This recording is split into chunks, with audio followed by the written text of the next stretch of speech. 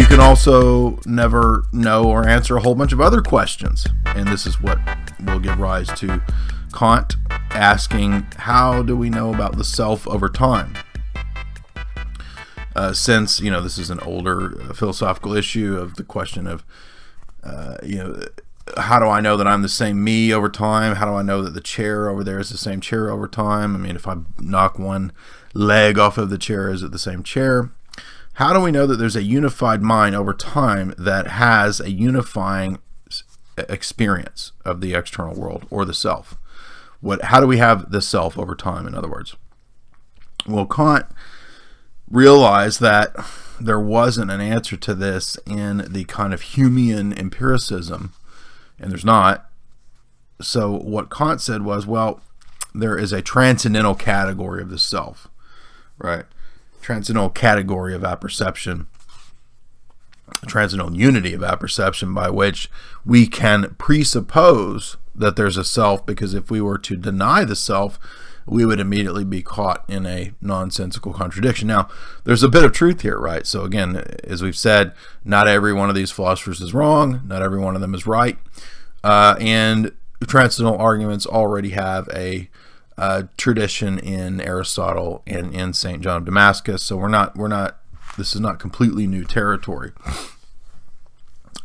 So Kant is kind of right that a self is something that it underlies. It's a precondition for experience. So you're never going to directly experience your own self. It's always part of the act of experiencing. It's what undergirds it. It's the presupposition of experience. And so how do you prove it? Well, it's not proven the same way that you prove there's crackers in the pantry. It's not empirical. It's proven by the impossibility of the contrary. In every act of trying to prove or disprove, you're assuming a self. Therefore, that's the strongest proof for it. And anytime anyone tries to prove it doesn't exist, they're already caught in the dilemma, the contradiction of assuming the thing they're trying to disprove. So the transcendental ego, or the transcendental self, right? This is something that he calls the transcendental unity of apperception. And Kant would then go on to say, well, Hume is right to say that there's no external order in the universe, right? And that's because, according to Kant, there's no order in the world itself out there. Rather, order is what is a faculty or of the template of the human mind. Because there's no God, we're not starting with God, we're starting with the autonomous human mind here, which is ultimately the problem for this philosophy. Kant doesn't ground his transcendental arguments in the ultimate transcendental God.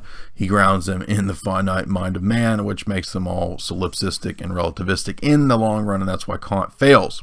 However, there's insights, right? There is a transcendental unity of apperception that we call the self, and we know it by the impossibility of the contrary, or a transcendental argument. But Kant's big problem is that he split the mind of man off from the external world, and this all ends in solipsism. You have these transcendental categories by which we interpret time and space and so forth.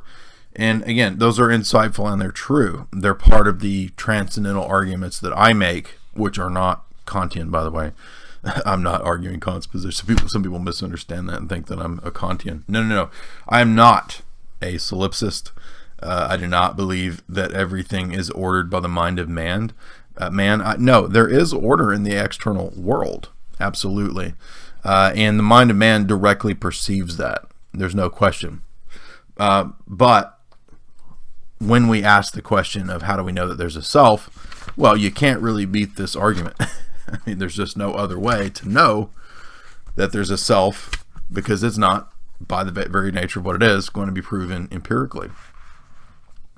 So the post-Kantian absolute idealism is what arises in the German guys that succeed him, and they have various lights in this school.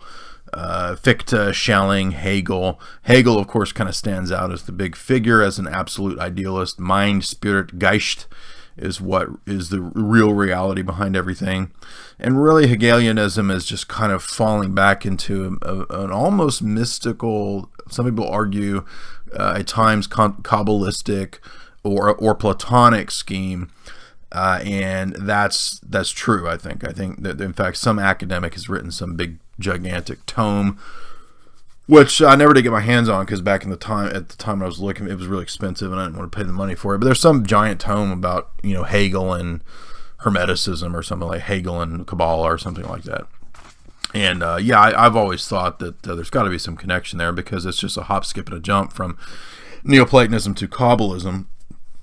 And there's a lot of affinities in those positions with Hegel. So Hegel is an attempt to respond to Kant and to the relativism of the empiricism of Hume. And so there's some insights in Hegel as well, because he actually notices a lot of these problems. Does that mean that we're going to jump all the way in Hegel's boat and go off the cliff, off the waterfall with him? No, because Hegel, unfortunately, being a descendant of all of this Western philosophy, is also enmeshed in the problems of absolute divine simplicity. The absolute in Hegel is really just the monad of Plato, or the one, which is, again, ultimate divine simplicity, or absolute simplicity. And in Hegel, it's not really, there's like this loose Christian baggage, but it's not the God of Exodus. It's not the God of the Psalms. It's not Jesus. So we're looking at absolute, impersonal, philosophy God, right? Not the personal God of the Bible. And again, that's the point there I'm making, is that these are clearly distinct. Even if you don't believe the Bible, it's stupid to try to make Hegel into some sort of Christian philosopher. He's not. But he is insightful in that he does notice a lot of these presuppositional problems in the previous guys, in Kant and in others.